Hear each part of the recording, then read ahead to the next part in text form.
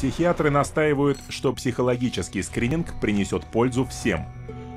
Но так ли это? И каков риск?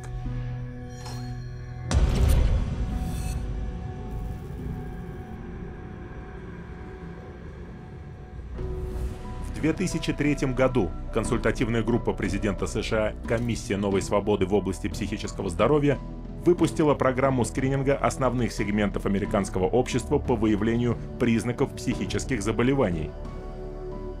Среди их целей были программы раннего выявления психических заболеваний, увеличение роли школ в диагностировании и лечении психических нарушений и распространение области психиатрического скрининга из кабинетов психиатров в кабинеты врачей-терапевтов. It's going to screen the population for mental health. The whole population. They're going to do it by stages, starting with school children, of course. Обязательный психологический скрининг пока что не является реальностью, разве что для отдельных маленьких сегментов общества. Один из них составляют самые беззащитные и бесправные – дети-сироты. A child goes into foster care, they label the child with some kind of a psychological problem. The child is immediately sent to therapy. Well, the therapist will say, well, I believe the child needs to be on something. So they recommend that the child see a psychiatrist to have the drug administered. Out of the 60, 65 families that I see, I mean, easily 90% of the kids they have the mental health diagnosis to begin with. If they get it from a psychiatrist, it almost always comes with meds. And I think that we see identified as at-risk kids in the community, and we see some of the most intense situations. And a lot of them are on 4 or 5 different meds. I've seen children that the day they're taken out of their parents' custody and placed into state custody, actually seem happy, healthy, vibrant, energetic. And then, 2 months later, after they've begun taking these medications, they're very slow. They are zombie-like, is the best way to describe it. Сегодня все дети, попадающие в систему детских домов и приютов Техаса, проходят психологический скрининг. В результате 60% всех сирот штата ставят диагноз и прописывают по крайней мере один психотропный препарат. И речь идет даже о 3-летних детях. А в других штатах дела еще хуже. Например, в штате Массачусетс 2/3 детей под опекой государства проходят психиатрическое лечение. В масштабе же страны сирот пичкают препаратами в 3 раза больше, чем остальных детей. Таков был случай с 7-летним сиротой Габриэлем Майерсом. Ему давали 2 мощных психотропных препарата, один с предупреждением АППЛ о том, что он вызывает суицидальные мысли у детей, когда он повесился на душевом шланге. Другой сегмент рынка – это солдаты, которых регулярно подвергают скринингу в госпиталях, ставят им диагнозы и дают мощные препараты, способные провоцировать вспышки насилия. Iraq wasn't like Vietnam. There weren't illegal drugs everywhere. But there were drugs everywhere because, every guy on post, they knew all they needed to do was go down and see the combat stress unit, the shrink, and he was the drug dealer on post for us. Almost everybody that saw the body or experienced the event were put on some sort of psychotropic medication. Some bases where my friends were at, my fellow veterans were at, everyone, the whole platoon was on drugs. I would say about 75% of active duty military is addicted to some type of psychotropic drug. You can walk around a military barracks and you ask someone for some Prozac and somebody's got some Prozac or some Xanax or some Zoloft. I've got friends who were in the Army with me who are now dependent on Zoloft and psychotropic drugs just because they got used to it in Iraq and they didn't ever want to get off it, and now they're dependent on it and addicted to it. We have huge numbers of military people on antidepressants, and instead of the suicide rate going down, which you'd expect if the drugs were effective, the suicide rate is going up. This last January, we had more soldiers commit suicide than we had die in combat. And what's not being brought out much yet is the fact that the large majority of these soldiers were on these drugs. We're drugging the military at a rate we've never, ever seen before. И это лишь начало. Военные скрининг-программы запланированы к внедрению в 43 госпиталях на 15 военных базах в США, Германии и Италии. Исследования показывают, что целых 12% американских солдат на службе в Ираке и 17% в Афганистане принимают какой-нибудь антидепрессант или снотворное. В целом 20 тысяч членов личного состава. Но эти цифры бледнеют по сравнению с количеством беременных и только что родивших женщин, которых могут посадить на препараты, если будет принят закон об их обязательном психологическом скрининге. And when a woman is pregnant, right during the pregnancy, specifically right afterwards, her hormones are changing and sometimes raging. And to screen them and call it mental illness, if they have any type of emotional issues in any way, shape, or form, is utterly ludicrous. Но и без специальных законов будущие матери могут быть подвергнуты скринингу и даже не знать об этом. Вот интервью с несколькими женщинами, вышедшими из кабинета врача. Ever been screened for mental illness?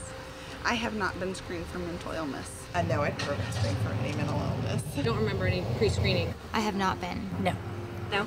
Have you ever been screened for any mental illness?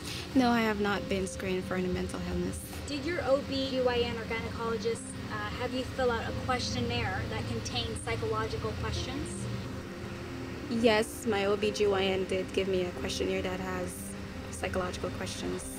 I've never been screened for mental illness. Yes, I would say the first time I went to see my OB/GYN, I did fill out questionnaires about even family medical history, my mental state. I've not been screened for any mental illness or depression.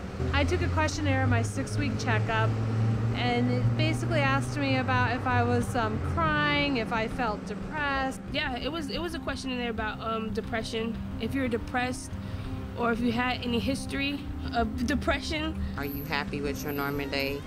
Are you happy about being pregnant? Or have you ever hurt yourself? Or are you happy? If I feel like hurting someone, if I was angry. Do mental illness run in your family? You know, it was very noticeable to me after the pregnancy that they're actually fishing for the postpartum depression. When I was pregnant with my daughter, before I had her, I had to take postpartum depression medicine from my 7th month on to my 9th month. И к чему ведет этот скрининг? К малоизвестным программам по наркотизации, вроде плана, разработанного в Техасе в 1995 году под названием «Техасский проект медицинских алгоритмов» или TMAP.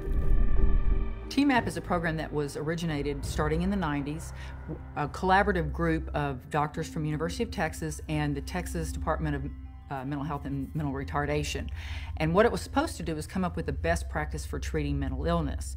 Используя деньги 11 разных фармкомпаний, эта группа, состоящая в основном из психиатров, создала пошаговую схему, которая требует прописывать пациентам с психическими проблемами только самые новые и самые дорогие психиатрические препараты. И если один препарат не работает, врачи обязаны попробовать другой дорогой препарат. И если ни один не работает, то следующим шагом должен быть электрошок.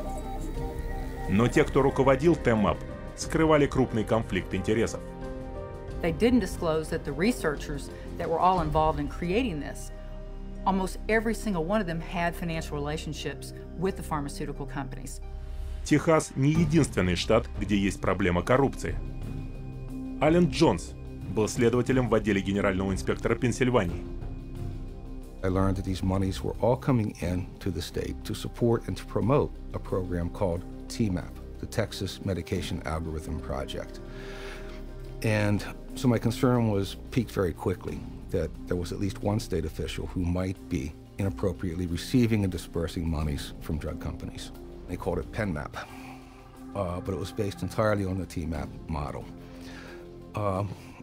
Also very quickly, I learned that there were other state employees who were serving on advisory boards financed through various pharmaceutical companies, and other state employees who were accepting honorariums personally, directly, from drug companies for speaking in their state capacities or official capacities. That's a felony in Pennsylvania. I saw there was a much bigger picture and attempted to surface that bigger picture and was consistently told to back off. I was told that drug companies write checks to politicians on both sides of the aisle. back off. You will not expand this investigation into the drug companies. Continue to press the investigation, much of it on my own time at this point. I became increasingly alarmed that all of the drugs recommended by the TMAP program were exclusively the new patented atypical antipsychotics for schizophrenia and all of the brand new patented SSRI antidepressants. None of it added up. When it became obvious to me that my investigation was not going to be permitted to continue, and it became obvious to the Inspector General's office that I was not going to stop, I was removed from lead investigator on the case. They threatened me with loss of career, with loss of job, with loss of reputation, essentially. Невзирая на то, что в результате следствия главный фармацевт Пенсильвании был признан виновным и осужден, ТМАП и ее метастазы, такие как Пенмап, расползлись по стране, порождая миллиардные доходы от продажи препаратов. Но психиатрическая нажива дорого обходится обществу. В 2001 году ТМАП и ее детский аналог СМАП вызвали банкротство системы медстрахования штата, а также системы тюрем и психиатрических больниц. И что же мы видим в итоге? Правительственную программу психологического скрининга, финансируемую деньгами налогоплательщиков, где каждому, кому психиатры ставят какой-нибудь диагноз, дают опасные и дорогие психотропные препараты. А если это не работает, то им делают электрошок. They're going to start with school children on the new Freedom Initiative. Then they're going to move it to senior citizen nursing homes. Then they're going to move it to, of course, military. And then parents. By the time you're 18, you've been screened in utero when you were an infant. You were screened as an infant when you first came out. You were screened in your daycare. You were screened then at school. You were screened at the pediatrician's office. You're screened in high school. You're screened over and over again. And to sit there and pass laws requiring that people be screened and drugged based on screening under state law or federal law is really, it's criminal. It should not be done. They're marketing this madness all over this country, and we are actually becoming an example for the rest of the world. So we're, again, the poster child, if you will, and so the rest of the world is spending more and more on drugs. I don't know that there was ever a time in the history of the world where people have been drugged to the extent of what we're seeing today.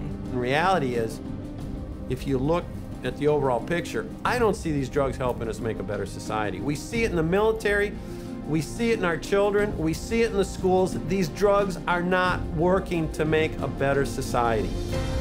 При том, что скрытые маркетинговые кампании психических болезней идут полным ходом, что происходит с пациентами после того, как им ставят диагноз? И они попадают в машину психотропной наркотизации.